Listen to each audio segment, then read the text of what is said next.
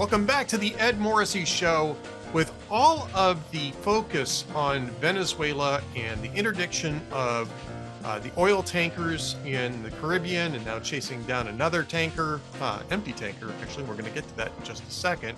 It's clear that Donald Trump is trying to escalate matters with Nicolas Maduro. And there's some obvious reasons to do that that are related to the Western Hemisphere and Western Hemisphere politics. But one of the most underreported aspects of this is the connection that Maduro has to Iran through Hezbollah, and why what's happening in the Caribbean right now directly relates to our policies in the Middle East. Joining us to talk about that is Gregg Roman. He's the executive director of the Middle East Forum. That's meforum.org. You can go to meforum.org/Gregg-Roman. That's Gregg with 3 G's, Gregg-Roman. And you can find all sorts of different things that he is writing about there. And he's coming to us from overseas. And Gregg, it's always great to talk to you. Thank you so much for taking some time out. Thank you for having me. Well, I've been writing about this, and look, I mean, I think that I even surprised some of the commenters, the Hezbollah connection in Venezuela. I've seen this connection, the Iran connection, there's a Russia connection, there's a China connection, there's lots of different moving parts to the policy here. This is not just Donald Trump having a personal grudge against Nicolas Maduro. Maduro is, with maybe the exception of Cuba, and maybe not even with the exception of Cuba, the most hostile force in Latin America right now in regards to the U.S. And we're seeing some of these dominoes falling across Latin America, where the leftist regimes are getting thrown out of office and center-right regimes are coming to power there. But Maduro is dug in pretty hard. He's protected by Cuba. He's got connections to China and Russia, but also, for the purpose of what we're doing here, Hezbollah. And I think people don't understand that Hezbollah is not just, connected there. They're ensconced. They're dug in. And they have been for quite some time. People just may not have heard this part of the story. So tell us a little bit about Hezbollah's connection to Venezuela, why this matters in the conflict that we're seeing unfold right now. Sure. So when people think about Venezuela, they shouldn't think about a binary conflict between the United States and the Bolivarian regime. They should think of it as the Western Front as it relates to a much larger global conflict, where you have Iran, China, and Russia acting as the epicenter in Asia and Europe. The Western Front constitutes Venezuela in terms of the threat to the United States. And the way that this operates is not just through a physical domain or through arms, but very much through asymmetrical warfare and through irregular connections between Venezuela and these other rogue regimes. You have money laundering, which takes place by Hezbollah, which is an Iranian proxy. You have a 25-year history of Venezuelan senior leadership, including a nephew of the founder of the Syrian Ba'ath Party, who eventually rose to prominence as the vice president of Venezuela, Tariq al-Assami. You have an interior minister who is printing out hundreds of Venezuelan passports for Shia Lebanese individuals with Hezbollah-like names, which were actually intercepted at the southern border between the United States and Mexico. This has become the central laundromat for the ability for most of these Middle Eastern rogue actors and terror organizations to act as the fulcrum between their South American connection and their Middle East connection. It's drugs, it's weapons, it's human smuggling, human trafficking, and even illicit wares and other deals, like pointing to Operation Cassandra, which took place about 10 years ago that unfortunately the Obama administration scuttled because they wanted their Iran nuclear deal. This is deep, it's decades long, and it's a clear and present danger to the United States. And this is one of the reasons why Trump is trying to push Maduro out of power. And the easiest way to do this, honestly, is to interdict the oil tankers, because he's got two basic sources of income: oil revenue and drugs, right? Narcotics. And we're actively now interdicting both. We're blowing the boats out of the water. This is something that Congress has been very angry about.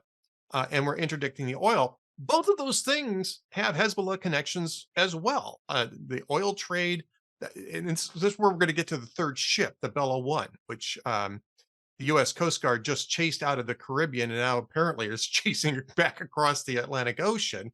The Bella 1 is an empty oil tanker that was actually coming into Venezuela, and that has sanctions on it, not from Venezuelan oil trafficking, but from Iranian oil trafficking, and they're hightailing it. They're trying to hightail it back. I Maybe they'll beat the U.S. Navy. I suspect that that's not going to be the case, but they're sending up SOSs all over the place trying to get people to help them out.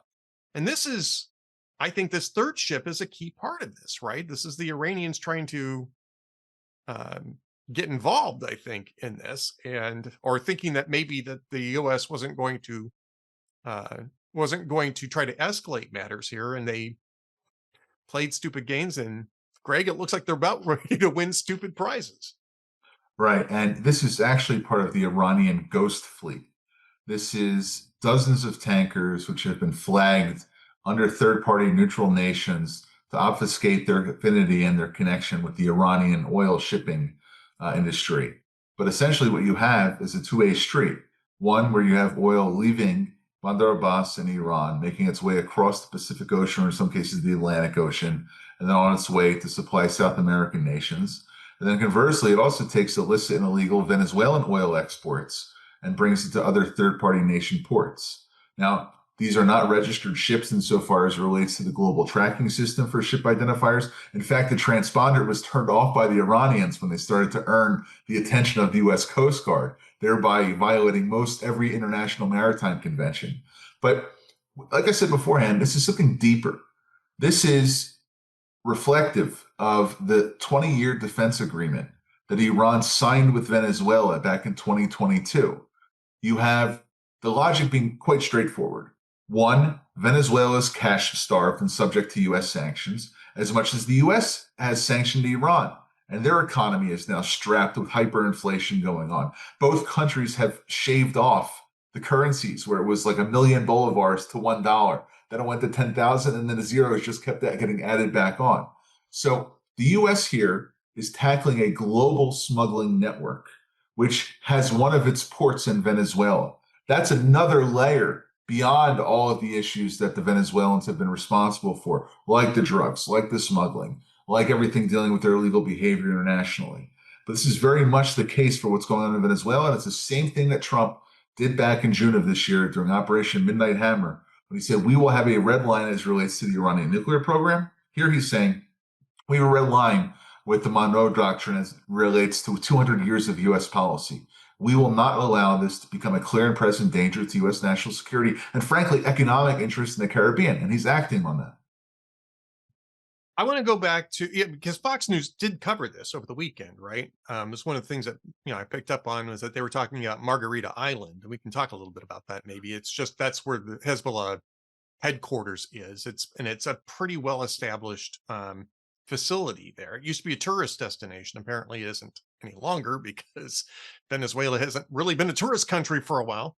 But I want to go back a little farther than that. This, and again, to just emphasize how not new this is, the Atlantic Council, not exactly a hard right wing organization, wrote a very long analysis of Hezbollah's, a very long, very detailed analysis of Hezbollah's integration into Venezuela, and I linked this on Saturday as well. Just going to read a little bit off of this, just to make sure that everybody understands that the drugs are part of this too. Throughout the years, Hezbollah's ESO has morphed from a merely terrorist network in Latin America to engage in the region's most lucrative illicit enterprise, narcotics.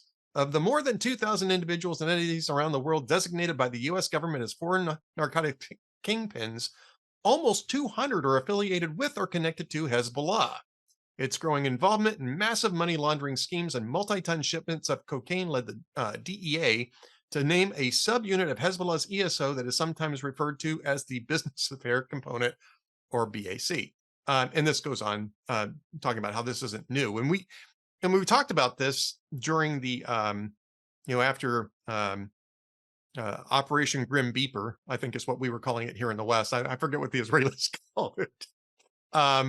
But the fact that Hezbollah, and more, I think when they started blowing up the banks in Beirut, in and around Beirut, where they were hiding, Hezbollah was hiding their money, is that they do a ton of business in narcotics, which is rather ironic since they are attempting to impose a, extremely radical version of Islamism in the region and elsewhere. But they make massive. They did make massive amounts of money, and a lot of this is from South America. A lot of it's through Venezuela, and I'm not sure that people really understand just how it's almost like a James Bond thing, like Smersh, or I forget what the Spectre, I think they called it in the reboot series. I mean, it really has become that type of multinational terrorist criminal enterprise, and one of its key bases is in Venezuela here in the Western Hemisphere. And Hezbollah actually has a global narcotics ring. They have Captagon, which is otherwise known as poor man's methamphetamines, in the Middle East, in North Africa, in Europe, even in Southeast Asia. And they were protecting billions of dollars in Captagon exports, which were coming out of Bashar al-Assad's regime in Syria until its fall. So while it has cocaine, a white man's, rich man's drug, if you want to look at it that way, versus the poor man's meth in the Middle East, they know how to package, create supply chains, have logistics hubs. And they've been able to do that in South America, where maybe it was the Tehran to Damascus axis, which was providing meth in the Middle East. It's Margarita Island, the tri-border area with Brazil, Argentina, and Paraguay. You also have some other areas with Cartel de los Soles, which they were active with. And Hezbollah has even been found to have been active with Mexican drug cartels, providing them with weaponry, to providing them with know-how and tactics.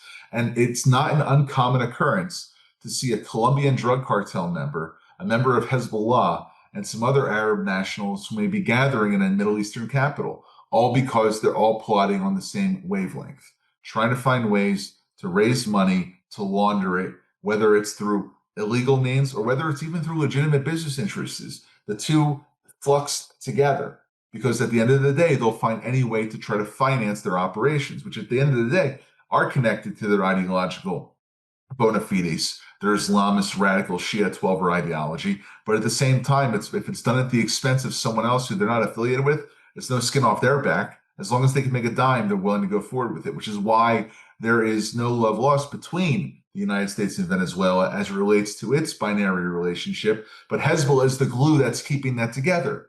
Without their organization, Venezuela would not have been able to have a global oil smuggling partnership with Iran. Without them, they wouldn't be able to have dominion over some of the other South American countries that they have trade routes with. And even with that, they wouldn't have been able to abuse their shipping so many tons of cocaine into the United States without Hezbollah know-how.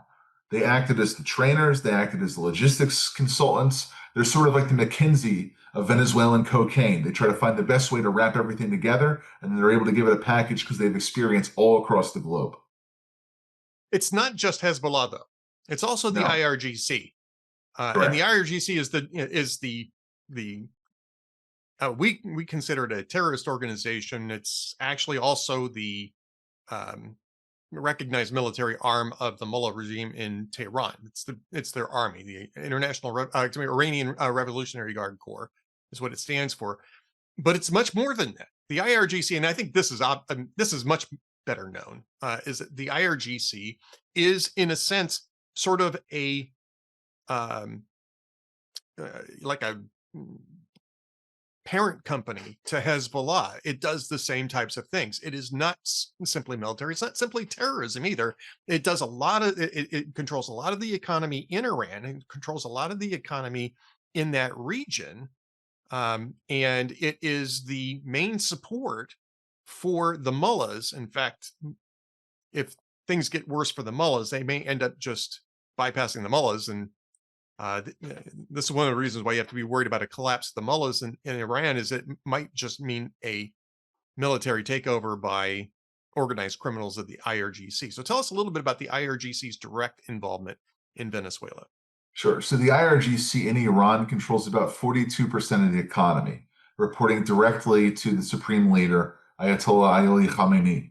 But most of their money and the derivative income isn't just from taking a tax off of every Iranian day's backs. It's through they're acting, as you said beforehand, a holding company or a controlling company for their proxies across the rest of the Middle East and the rest of the globe.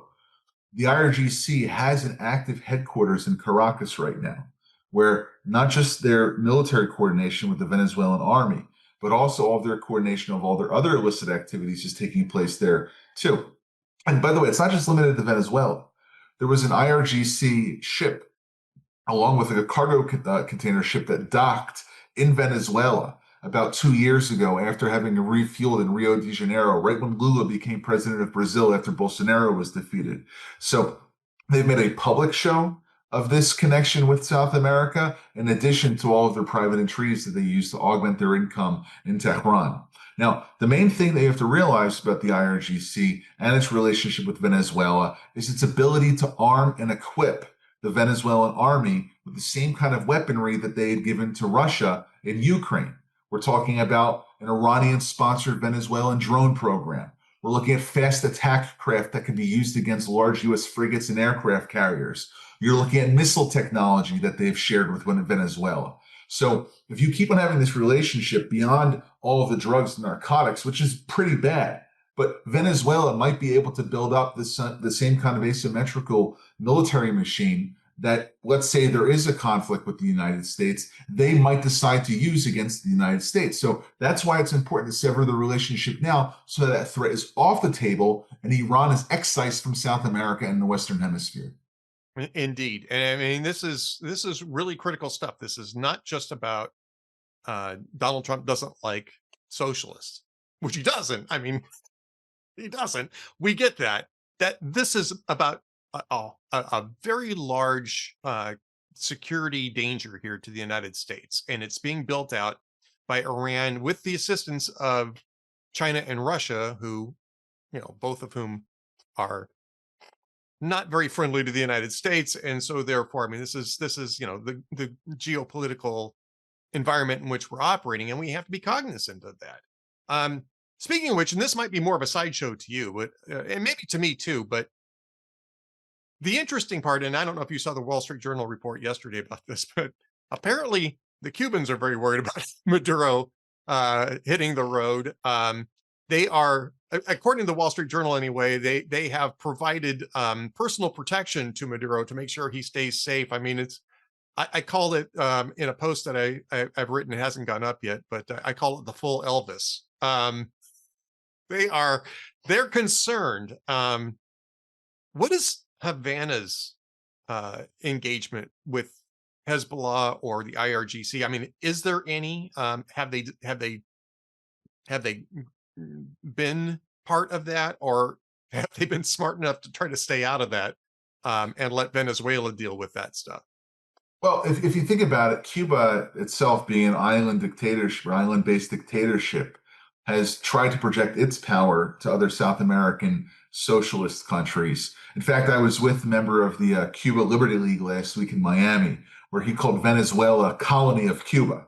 And I guess if you want to look at it through at least the ideology and sort of like the comparable animus that Cuba and Venezuela have towards the United States, that might be a fair comparison. I mean, Chavez. Yeah, Chavez. I mean, Chavez was basically a Fidelito, right? I mean, and Right. studied at the feet of Fidel, and yes. So, I mean, I get that, but I think that it's more the other way around these days, because the only thing that's propping up the Cuban economy these days is the cheap to free oil that we actually seized. That was the first tanker we seized. It was what, 80 million gallons of crude that was on its way to Havana. Right. And So that's how the Cuban expat population in southern Florida saw this. But I mean, they have similar economic interests. They have similar animus to the United States, but Cuba is very much on its own. And I think that there's a large portion of the Cuban diaspora who would be just fine with Venezuela falling, because that would mean that Cuba would be one step closer to rejoining the Organization of American States and being part of Western liberal democracies. Not that Batista was ever a Democrat, but no, you might have a less illiberal Cuba emerging out of this in the long term, rather than an effort where they become more like the Bolivarians in Venezuela. But Cuba, in fact, right now has had connections with Hamas. They have hosted members of the Islamic Revolutionary Guard Corps. They're very tight with Russia and China still. You can still see that through the visits of Russian Navy ships there and the exchanges. But I think that Venezuela, being the second domino to fall after Bolivia now, the Bolivian election that just took place, and also the Chilean election, which took place, ejecting two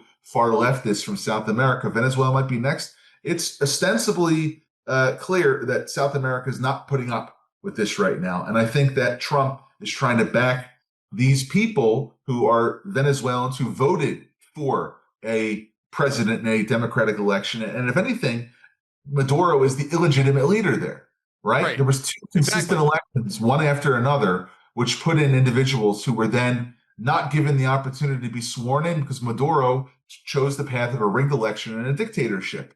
Cuba, even though it has more of an ossified 60 plus year Communist Party tradition, 67 years, now since 58, might find itself in the position of saying, you know what, we don't want to be removed from power. We don't necessarily think that Trump will come in and do that, but we're going to be left alone and isolated in the Caribbean and in the Western Hemisphere if we don't play ball with Trump. So you might see some concessions on their part if Venezuela falls.